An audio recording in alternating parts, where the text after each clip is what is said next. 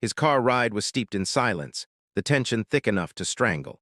Eleanor Hale sat rigidly in the back seat, her fingers curled into fists on her lap. Outside, the neon glow of the city blurred past, a mockery of the world she once knew, the world she was being forced to leave behind. When the car finally rolled to a stop in front of Halsted Tower, the imposing skyscraper loomed over her like an unyielding fortress. A cold gust of wind slipped through the open door as the driver stepped out, offering no words, only expectation. Eleanor lifted her chin. She would not shrink.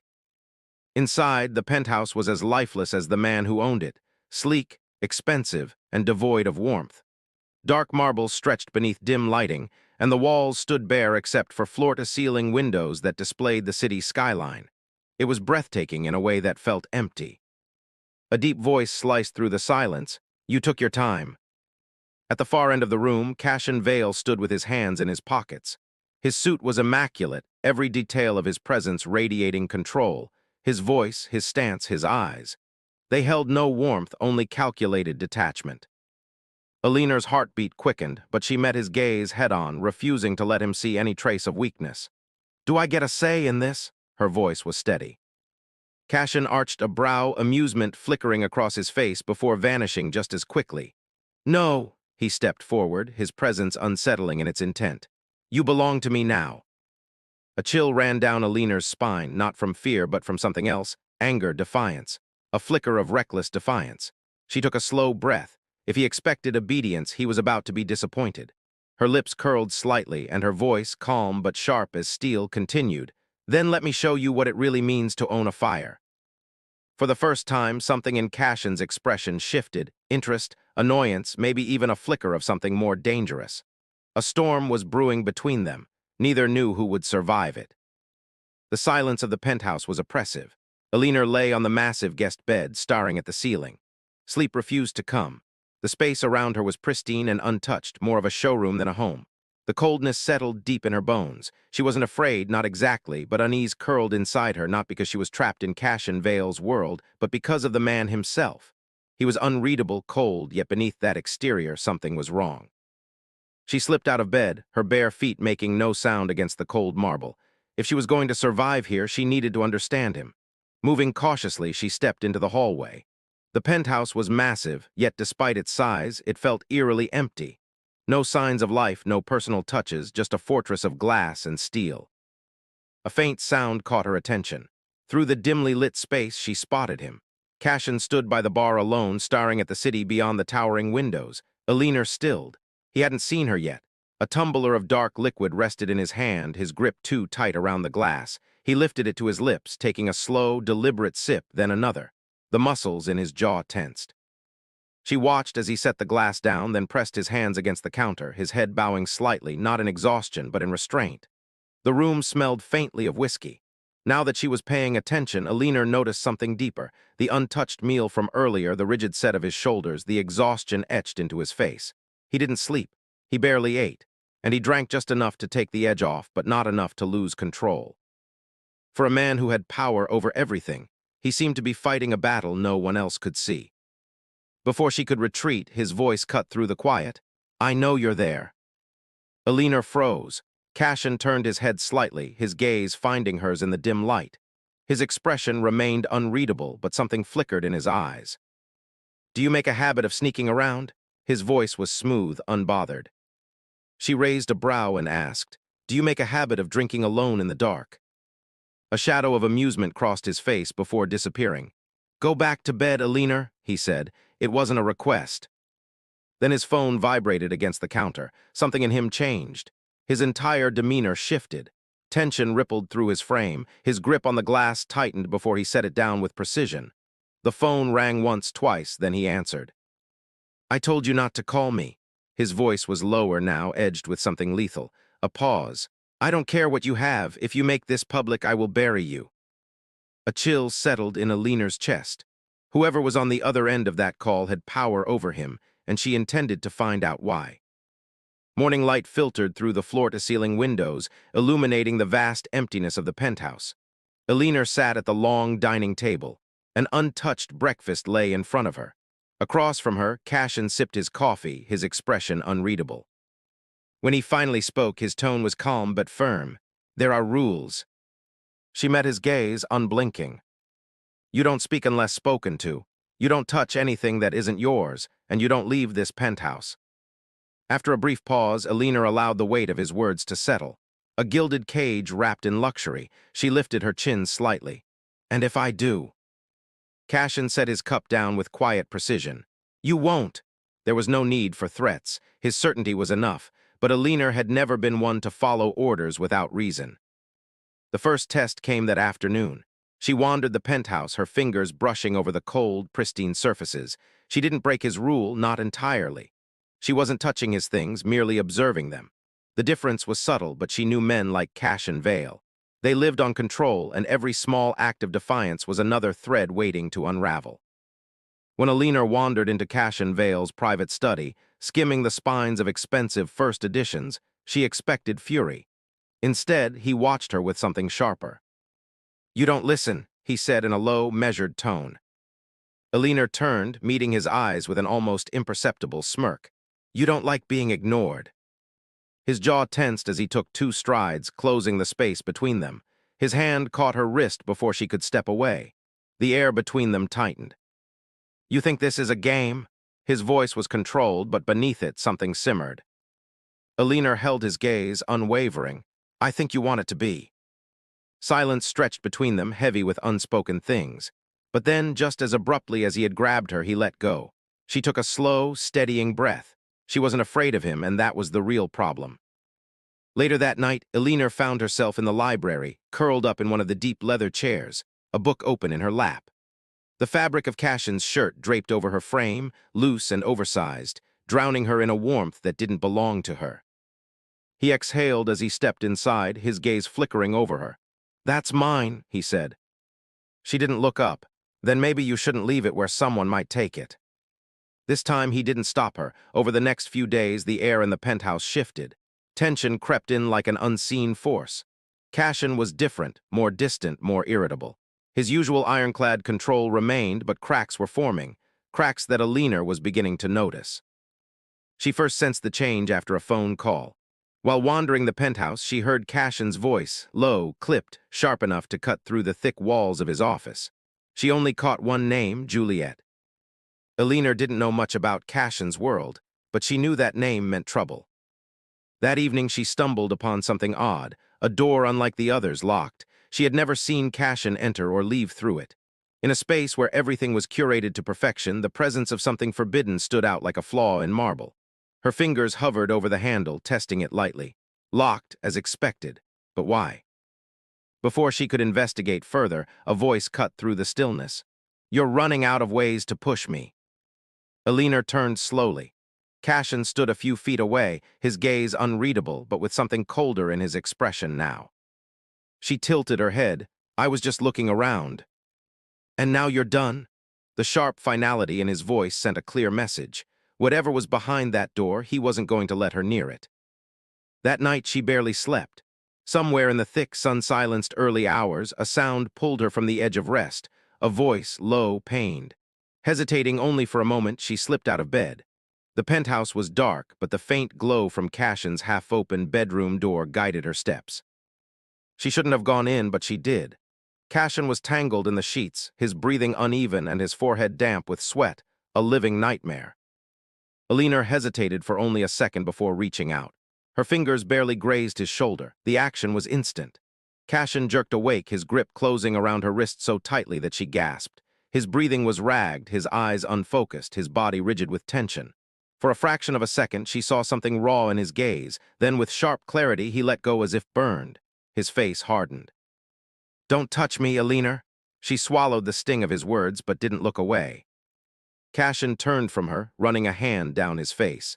Whatever you just witnessed, whatever haunted me in the dark, I will never let you get close enough to understand it. It happened without warning. Alina had spent the evening keeping to herself, flipping through books in the library, trying to ignore the undercurrent of tension lingering in the penthouse. Cashin had been colder, harsher ever since that nightmare. And then in the dead of night, a crash. She stood abruptly, her pulse racing. For a moment she debated ignoring it, letting him handle himself, letting him drown in whatever storm was consuming him, but she moved before she could stop herself. The dimly lit living room was eerily silent, yet something was wrong. The scent of whiskey lingered in the air. Then she saw him. Cashin lay on the floor, half-conscious, one hand gripping the edge of the couch as if he had tried to pull himself up. A shattered glass lay nearby, dark liquid seeping into the floor. Alina rushed to his side, hesitating only for a second before touching his shoulder. "Cash," she whispered. His eyes fluttered open, glassy and unfocused. His breath came in shallow drags, and his face was drawn tight with exhaustion. He had pushed himself too far again. Her fingers brushed over his pulse, unsteady, erratic. He needed water, rest, anything but more alcohol. She moved to help him sit up, but his fingers suddenly curled around her wrist, stopping her. His voice was barely above a whisper, rough from sleep. "It was never supposed to be me." A shiver ran down her spine. "What?" she asked, frowning, leaning closer. What wasn't? But Cashin was slipping again, his grip loosening, his body succumbing to exhaustion. Whatever he meant, he wouldn't say another word tonight. Alina exhaled, carefully maneuvering him onto the couch. For the first time, she saw him as something else, not just the cold, untouchable man, but something fragile beneath the surface. By morning, Alina had barely slept. She heard him before she saw him, the sharp, angry clatter of a cup hitting the kitchen counter. As she stepped inside, Cashin was already dressed, his back to her, tension radiating off him in waves. Then he turned, his eyes locking onto hers, dark and unreadable. "You will not speak of last night, ever." His voice was still, yet she could see the tightness in his jaw. He was furious, not at her, but at himself for letting her see the cracks. To his surprise, Alina only tilted her head, her voice calm yet sharp. "Maybe next time you should take better care of yourself." She didn't wait for a response. She didn't need one. The tension in the penthouse had shifted from silent weariness to something sharper, and Alina could feel it in the way Cashin Vale watched her. Not with curiosity anymore, but with calculated intensity. Something had changed, and neither of them knew what to do with it. She didn't need to meet Juliette Laurent to know the woman was trouble. The whispers had already slipped through the cracks, tension winding tighter around Cashin Vale. Alina could see it in the way he studied her now, not with the same silent intrigue as before, but with something darker.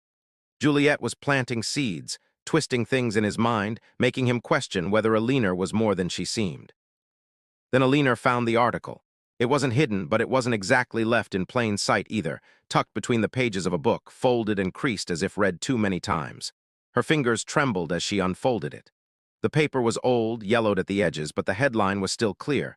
"Nathaniel Hale, heir to Hale Industries, missing, presumed dead." She read it twice, her breath caught somewhere between shock and realization. Cashin Vale didn't exist, not really. The sound of footsteps behind her sent ice down her spine. She barely had time to react before the newspaper was ripped from her hands. When she turned, Cashin was staring at her, his eyes burning with something dangerous. "Where did you find this?" His voice was low and controlled, though a warning lurked beneath it. Alina met his gaze, refusing to back down. "It was here, you kept it." His jaw tightened. "That doesn't mean you were meant to see it." She exhaled, steadying herself. "Who is Nathaniel Hale?" A dangerous silence fell between them. For a moment she thought he might answer, that he might finally let her in, but then the walls slammed back into place. "Forget you ever saw this." She watched as he crushed the paper in his fist, his expression cold and detached. But Alina had seen it now, and she wasn't the type to forget. Cashin didn't sleep that night. He stood by the window, watching the city sprawl beneath him, the lights flickering like dying embers. No amount of power, no name he had built for himself could erase what he used to be, Nathaniel Hale. The name clawed its way back from the grave, dragging old ghosts with it. He had buried that life long ago, or so he thought, but now Alina knew. His hands curled into fists, frustration simmering in his chest. She wasn't supposed to see that article. She wasn't supposed to dig where she didn't belong, and yet a part of him knew this was inevitable. The past had always been waiting for him to slip. By morning, he found her in the library. She was sitting cross-legged on the couch, a book open in her lap, but she wasn't reading. She was waiting. She didn't look surprised when he walked in. "No avoiding me." Cashin exhaled slowly. "I don't owe you an explanation." Alina tilted her head. "You do if you expect me to live in a house built on secrets." His jaw clenched. He had been through enough negotiations to recognize a battle of wills, and yet this was different. She wasn't asking for power. She wasn't threatening leverage. She just wanted the truth. For the first time in years, he considered giving it to her. He sat across from her, leaning forward with his forearms resting on his knees. When he finally spoke, his voice was quiet but sharp. Nathaniel Hale died the night his family did. Alina's expression didn't change, but something in her eyes softened. She didn't push or demand more, so he continued. My father was a ruthless businessman, the kind that didn't make enemies, he made executioners. One night when I was 17, the consequences of that life came knocking. Fire, glass shattering, screams, I barely made it out. My family didn't. My survival was a mistake the people responsible would have corrected if I had stayed Nathaniel Hale. So I became someone else. Cash and Veil, built from ashes, forged in control, untouchable. Alina absorbed his words without offering empty sympathy or useless comforts. Instead, she said the one thing he wasn't expecting. You're still running. Cashin's eyes snapped to hers, something sharp in his expression. Yet Alina didn't waver. You act like Nathaniel Hale is gone, but he's still inside you. And no matter how much you try to bury him, the past always finds a way back. Her words lingered long after she left the room. For the first time in years, Cashin wasn't sure if he had truly outrun the boy he used to be. The dress was designed to make her fit in, sleek, elegant, deceptively simple. But as Alina stared at herself in the mirror, she knew it wasn't the fabric that made her stand out. It was the fact that she didn't belong. Cashin had said nothing on the drive to the event, no explanation for why he was bringing her, only orders. Listen, observe, don't embarrass me. But Alina had no intention of playing his perfect little pawn. The gala was a spectacle of wealth and power, chandeliers dripping light over a sea of silk and diamonds, a room buzzing with whispers, deals made behind polite smiles, alliances shifting beneath the surface. As Cashin Vale led her inside, she felt the weight of their curiosity. Who is she? Why is she here? She was a disruption, and Juliette Laurent despised disruptions. What a surprise, purred Juliette as she approached, her gaze scanning Alina like that of an uninvited guest at a private table. Alina barely spared Cashin a glance. This isn't about him, this is a test. I do love surprises, Juliette continued. Alina met her head-on. I do love surprises. A flicker of amusement crossed Juliette's face, then it curled into something sharper. How charming. I imagine it must be overwhelming, stepping into a world that isn't yours. Cashin remained silent, watching and waiting. Alina smiled, calm and unaffected. Oh, I don't know, it seems simple enough. She gestured around them. Money, status, thinly veiled insults wrapped in expensive dresses. Juliette's lips parted slightly, not at the words, but at the delivery. Cashin's eyes flickered with something unreadable. Alina tilted her head. Tell me, Juliette, how long did it take you to master the art of pretending you don't care when Cashin doesn't choose you? A sharp intake of breath from nearby guests told her she had struck where it hurt. Juliette's expression didn't falter, but something behind her eyes flared, anger, maybe even hatred. Finally, Cashin spoke, his voice smooth, not a reprimand, but a closing statement. Juliette composed herself, smiled coldly, and slid away. But the damage had been done. Alina could feel Cashin's gaze on her, not angry, not impressed, but something else. When they left the party, Cashin finally broke the silence. You enjoyed that too much. Alina smirked, glancing out at the city lights. So did you. Cashin didn't argue. The tension had been simmering since the gala, unspoken and unavoidable. Alina could feel it in the way he watched her, not with the same cold calculation as before, but with something raw, something unsettled. She was getting to him, and he hated it. Later that night, she found him in the library again, standing by the shelves with a tumbler of whiskey in his hand. His posture was stiff, his shoulders taut, like a man holding back something he refused to name. I assume I should be thanking you, Cashin said, not bothering to look at her, for that little display. You assume wrong, she replied, leaning against the door frame. You shouldn't have provoked her. She provoked me first. Cashin exhaled harshly, setting the glass down with more force than necessary. That's not how this world works. Alina lifted a brow. Then maybe your world is broken. Silence stretched between them, thick and electric. Cashin clenched his jaw. You don't belong here. She took a step forward, and yet here I am. Something flickered in his expression, anger, frustration, something else. You should be afraid of me, he said, his voice lower now, almost cautious. I'm not, he laughed quietly, though there was no humor in it. He took a step closer, the air between them tightening. "Then you're a fool," she whispered, "or perhaps maybe I just see you for what you really are." Cashin's breath hitched. For the first time since they met, he looked unsteady. His hand lifted as if he would reach for her, then stopped, his fingers curling into a fist instead. "You terrify me." The words were so quiet she almost thought she imagined them. Her heart pounded. He had admitted it, not his power, not his past, but her. His gaze dropped to her lips for half a second, just long enough to steal her breath. Then as quickly he stepped back, his walls slammed back into place. "Go to bed, Unforgettable," he said, his voice flat and detached. She swallowed the sting in her chest, but didn't argue, because for the first time, she had seen something in Cashin Vale that he didn't want her to see. Yet he was the one running.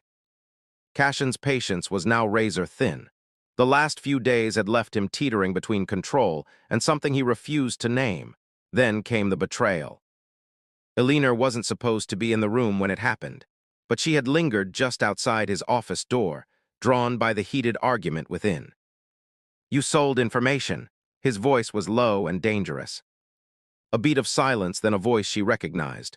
Darren, Cashin's right-hand man, or at least he had been. "It wasn't what you think," Darren tried. But Cashin's voice didn't waver. "It was exactly what I think." The sharp shatter of glass against the wall punctuated his words. "You were the only person I trusted." Darren's voice tightened. "Cashin, you're..." Done. The door swung open. Unforgettable barely had time to step aside before Darren stormed out, his face dark with guilt and rage. Cashin emerged a second later, his expression unreadable, his hands clenched, his breathing as steady as a man containing a storm. Unforgettable didn't speak, not now, because whatever rage simmered beneath his skin wasn't just about the betrayal. It confirmed that he was always alone. Later that night, Unforgettable stepped onto the penthouse balcony, drawn by the need for fresh air. The city stretched beneath her, endless and shimmering, and for once she allowed herself to breathe. Then she felt it, the weight of being watched. She turned just as a dark figure stepped from the shadows. "You don't belong here." The voice was smooth, practiced, a man in a suit, the kind who blended in too easily. Her pulse spiked, but she didn't move or show fear. "And you are?" she asked, her voice steady. "Someone who cleans up messes, and right now you're making one." Her stomach tightened as a new presence entered the space. Cashin's movements were calm but final, like a predator stepping into position. The man took a small step back, but it was enough. Cashin's voice was ice. "If you touch her, you won't leave this city." The stranger didn't argue. He simply smiled and slipped into the shadows as easily as he had appeared. When Cashin turned to Unforgettable, his expression was unreadable, but his hand was firmly on her wrist. "Stay inside." It wasn't a request, and Unforgettable did not argue. The storm outside mirrored the one inside Cashin. Hours passed since the balcony incident, yet the weight still coiled in his chest. Someone had tried to warn Unforgettable away, marking her as a weakness, his weakness, and maybe they weren't wrong. Though she had said little since he ordered her inside, her eyes never showed fear. Instead, she watched him carefully, waiting for him to admit something he refused to say. He had vowed to leave her alone for the night, believing that distance was necessary, but then he found her sitting on the couch in the dim living room, curled into herself, sleep tugging at her but never quite claiming her. Cashin exhaled slowly. "Why are you still awake?" Unforgettable blinked, meeting his gaze. "I don't know," she lied. He knew because he felt it too, the lingering unease, the way the night felt different. After a brief hesitation, he sat down beside her. Neither spoke for a moment. Then, so softly he almost missed it, she asked, "Do you ever sleep?" Cashin let out a quiet laugh. There was no humor in it, not well. Silence stretched between them, but it wasn't uncomfortable. It was understanding. He didn't know why he did it, perhaps exhaustion, or maybe something more dangerous. When Unforgettable shifted, resting her head lightly against his shoulder, he didn't pull away. She was warm, steady, and for the first time in years, he didn't feel he was teetering on the edge of something inevitable. His muscles slowly unwound as exhaustion finally caught up. Cashin Vale, a man who never let anyone close, allowed his eyes to close, and for the first time in a long while, he slept. When he woke, the warmth beside him was gone. Cashin awoke with his body stiff but rested. Then he saw it, a small note neatly folded on the coffee table. His chest tightened as he reached for it, unfolding the paper with slow, careful fingers. "You don't have to be alone anymore." The handwriting was small, precise, hers.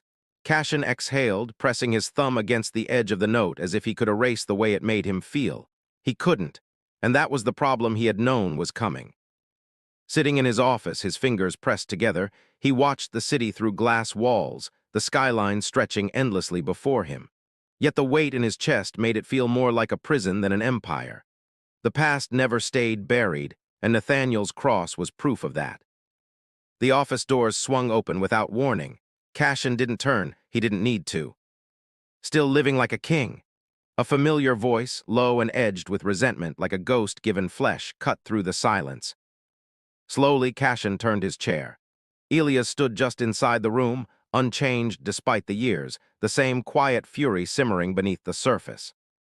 "I was wondering when you'd show up," Cashin said smoothly, leaning back. "Took you long enough." Elias smirked, though there was no humor in it. "You don't get to act like this is casual, Vale." His voice sharpened, laced with something deeper. "Or should I say Hale?" Cashin didn't flinch, but something inside him tightened. "That name doesn't exist anymore." Elias stepped closer. "It does to me." Silence thickened between them as years of unfinished business settled into the space. Cashin had wronged Elias once, a choice that left blood on both their hands, and now Elias had come to collect. "I lost everything because of you," Elias said softly. "You climbed your way out, stole a new life, and left the rest of us to burn." Cashin exhaled steadily, and Elias tilted his head. "Now you pay." Cashin studied him, aware that this moment had been inevitable. What he hadn't accounted for, however, was the risk to Elena.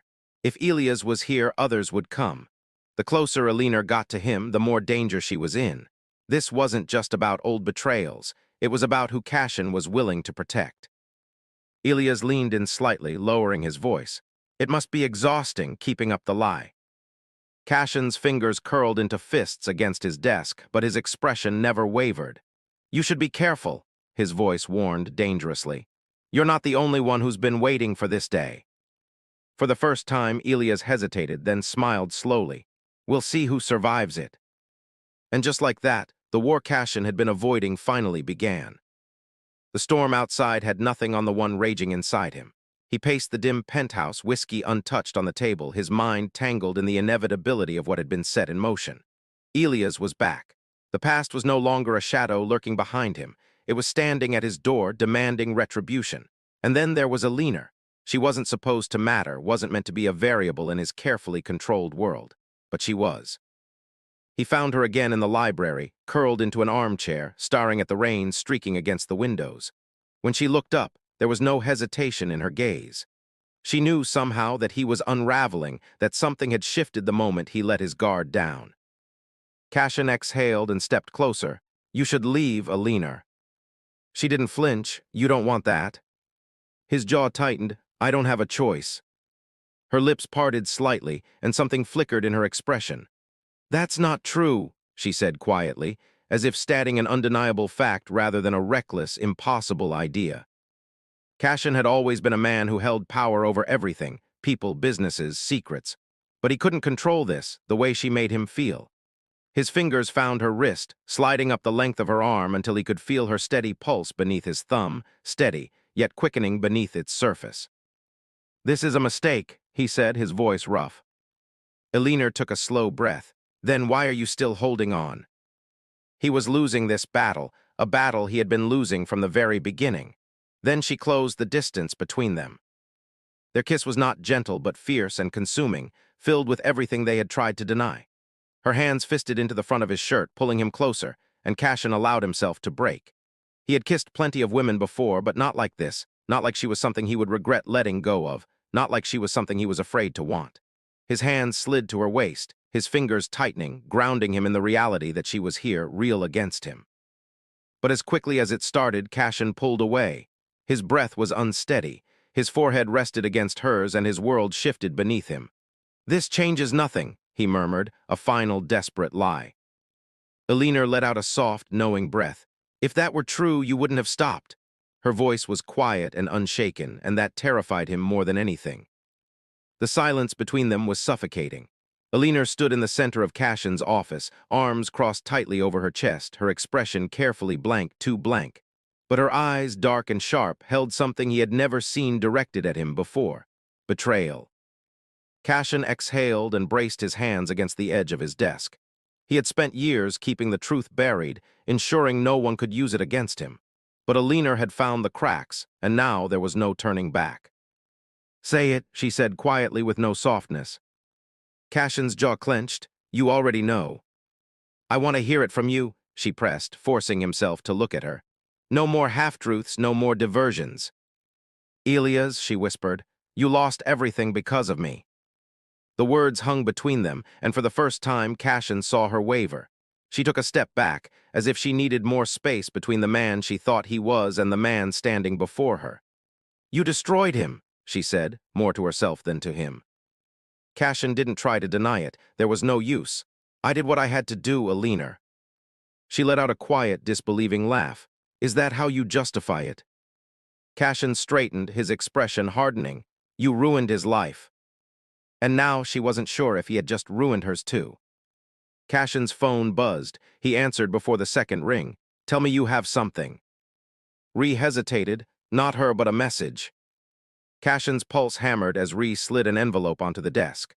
No name, no markings, just a single folded sheet inside with neat, deliberate handwriting. "I warned you, some things were never meant to be yours." Cashin stared at the note, his blood running cold. This wasn't about business or revenge. It was about Alina. Whoever had taken her wasn't just trying to hurt him, they wanted to erase her. His fingers crushed the paper into a tight fist, his voice turned lethal. "I don't care what it takes, find her." Ree nodded and stepped out. Cashin remained still, the city burned in his reflection. They thought they could take her from him, but they had no idea what he was willing to do to get her back. The cold had bit into Alina's skin long before she opened her eyes. Her head ached, her wrists burned from the rough rope binding her. The dim light overhead flickered, casting uneven shadows against the bare concrete walls. She wasn't in the city anymore. This place felt abandoned, forgotten. A door creaked open. Alina forced herself to stay still and breathe evenly, even as her pulse pounded in her throat. Footsteps echoed, slow, deliberate, and then a familiar voice. "I was beginning to think you'd never wake up." Alina lifted her head and met Elias Cross's cold stare. He looked as sharp and dangerous as ever, but something in his eyes was different, not just anger, but something more personal. "You went through a lot of trouble for me," Alina said, her voice rough but steady. "Should I be flattered?" Elias smirked and tilted his head. "You're here because of Cashin." Alina forced herself not to react. Elias crouched beside her, watching her with an intensity that made her skin crawl. "You know what the problem with Cashin is?" he mused. "He thinks he can outrun the past, that if he builds his empire high enough, it will never reach him." His smirk faded. "But some things don't stay buried." Alina's throat tightened. "So you took me to get to him?" she asked. Elias exhaled sharply, almost amused. "Of course I did."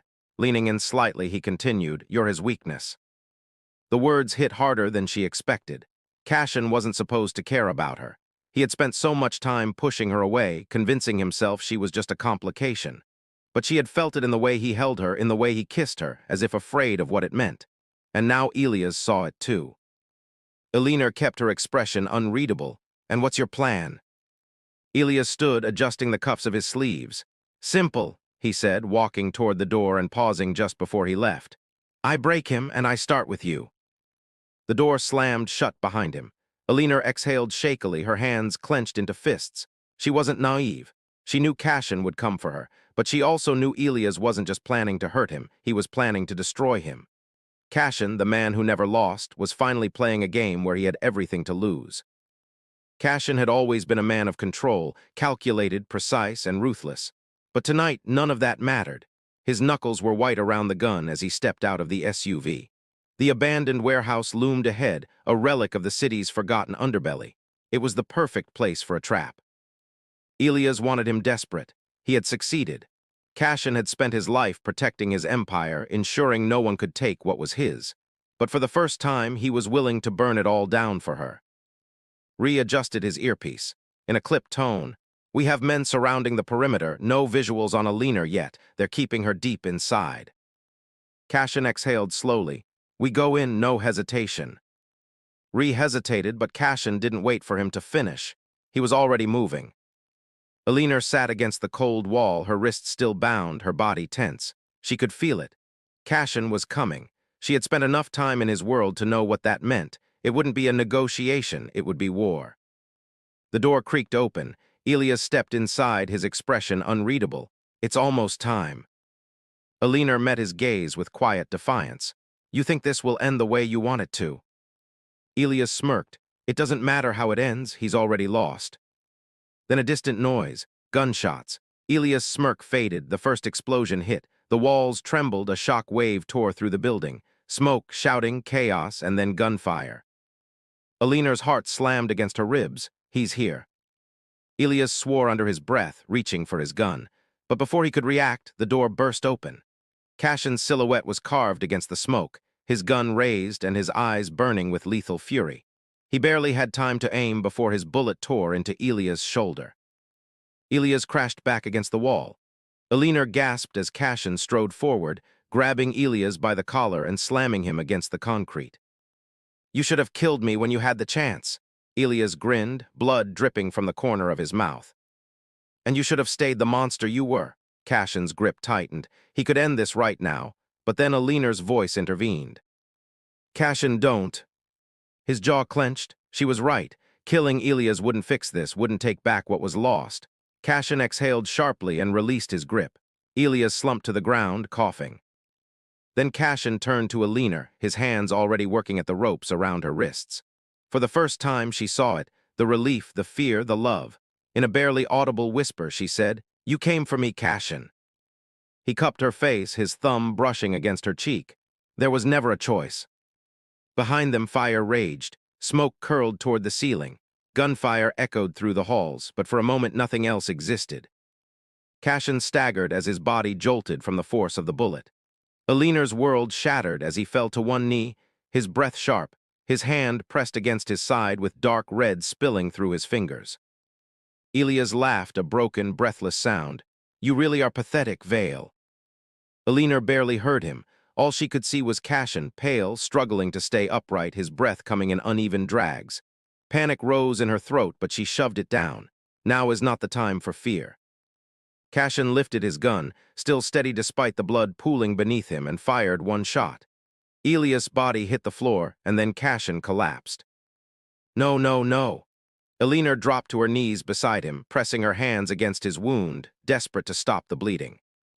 His eyes fluttered open, the edges of his lips curling slightly. You're crying. You're bleeding, you idiot. Cashin exhaled a slow, pained laugh. It's just a scratch. You're not funny, his gaze softened. You're beautiful when you're worried. She clenched her jaw. Shut up and stay awake. He studied her with an unreadable expression, as if he wanted to memorize every detail. Alina swallowed hard. You can't die, Cashin. He smirked, weaker now. Why not? She took a shaky breath, her fingers tightening over his wound. Because I love you. His breath caught. For the first time, his walls cracked completely. Say it again. Alina leaned closer, her forehead pressed against his. I love you, Cashin. He exhaled, his grip tightening around her wrist. Then I guess I have to stay. A distant siren wailed, but all that mattered was him. And this time she wasn't letting go. A life left behind. The city moved on as it always did. Glass towers still gleamed, deals were still made, and power still shifted in silent wars behind closed doors. But Cashin Vale was no longer a part of it. He stood on the penthouse balcony, looking out over the skyline that had once been his entire world. Every building, every deal, every empire built on control. And now none of it mattered. The band around his side was tight, the wound healing. Yet a deeper ache remained, a weight he had carried for years. When he was finally ready to sit down, Alina appeared beside him, a quiet presence in the night. She leaned against the railing, looking out at the view with an unreadable expression. You're really doing it? She asked softly. Cashin exhaled slowly. It was never really mine to begin with. She turned to him then. Are you sure? It wasn't hesitation. It was something else, a reminder that he had built himself into this world, and that stepping away meant becoming something new. But Cashin had already made his choice. He reached into his pocket, pulled out a sleek silver key, turned it over between his fingers, and placed it on the balcony ledge. his final tie to Vale Enterprises. Eliner watched as the wind threatened to take it, but it remained unmoved. "You spent your whole life chasing power, a name, a reputation," she murmured. Cashin's lips twitched, "And look where it got me." His hand found hers, their fingers interlaced. "I chase something else," he said softly. The wind carried away the silver key, letting it fall into the unknown below, and Cashin didn't look back. A new beginning lay ahead. The ocean stretched endlessly before them, waves crashing against the shore with a steady rhythm, a sound of renewal, a sound of something untouched by the past. Eliner stood barefoot in the sand, the wind tugging at her hair, her fingers wrapped around the warmth of a coffee mug. The world felt different here, slower, softer. She had never imagined this kind of peace, not after everything. A door creaked behind her. She turned as Cashin stepped onto the porch, a towel slung over his shoulder, his hair damp from a morning swim. He looked different, not the man who had ruled from glass towers and shadows, not the man who had borne a name that wasn't his. No expensive suits, no guarded expression, just him. "You're up early," he said in a rough voice, still tinged with sleep. Eliner smiled softly. "I like the mornings here." Cashin stepped beside her. His hand brushed against her lower back before settling there, grounding them both. "No regrets," she murmured. Eliner tilted her head, studying him. "Do you, Cash?" Cashin exhaled, looking back at the waves. "I used to think power was everything, that control was survival. Then I lost you, and I realized none of it meant anything if I didn't have something real." Eliner swallowed past the lump in her throat. "We've survived too much to pretend this is anything less than a deliberate, fearless leap into the unknown together." She reached up, her fingers tracing the faint scar near his temple, a reminder of the life he had left behind. "You're different now," she whispered. Cashin smirked. "You think so?" She nodded. "I do." His fingers curled beneath her chin, tilting her face toward his. "You're the only thing I've ever been sure of, Eliner."